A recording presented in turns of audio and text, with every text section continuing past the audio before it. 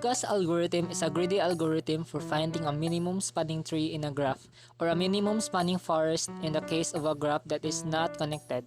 It was first published in 1926 by Otakar Boruvka as a method of constructing an efficient electricity network for Moravia. So this is our step 1 in doing the Boruvka's algorithm. So we have our graph here, which have 7 nodes. First, we list all the components or nodes and their cheapest edge.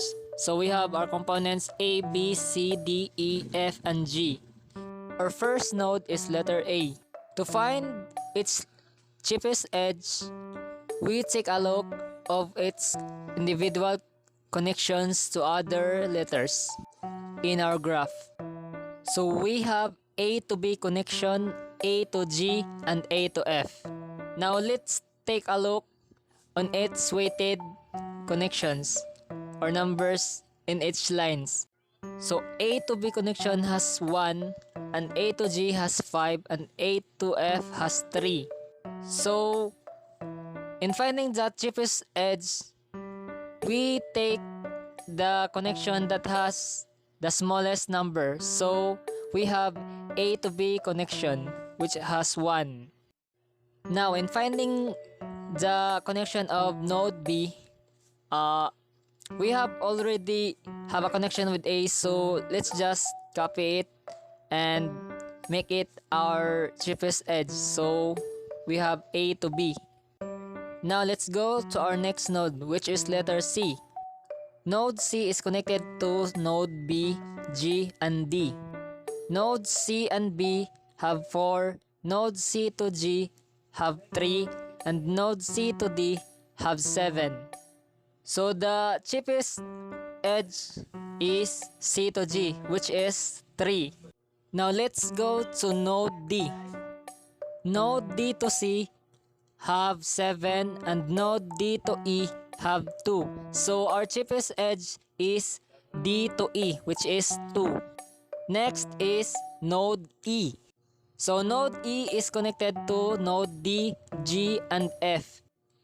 E to D is 2, and E to G is 7, and E to F is 6. So its cheapest edge is E to D. Then let's go to node F.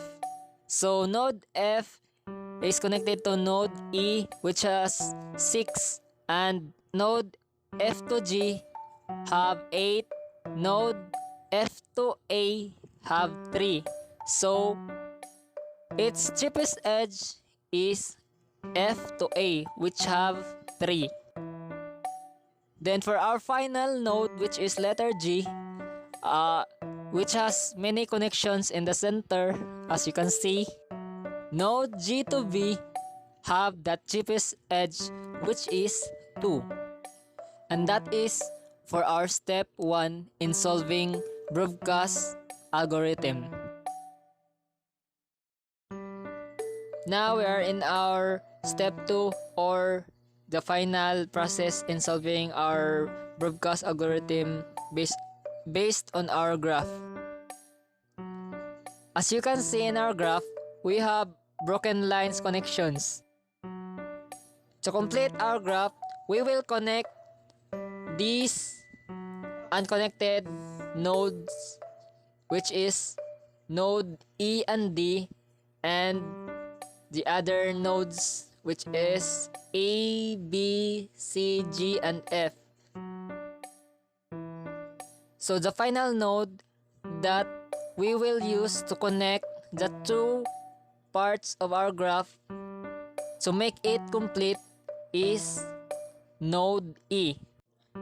So node E has 3 possible connections, which is E to F, E to G, and E to C.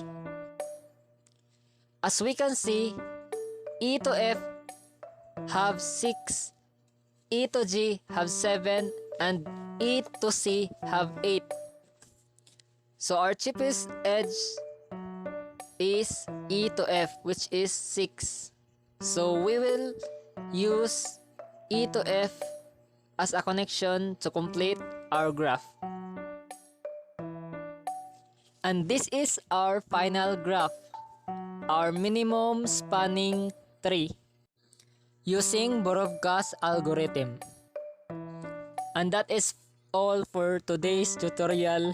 Thank you for watching and God bless.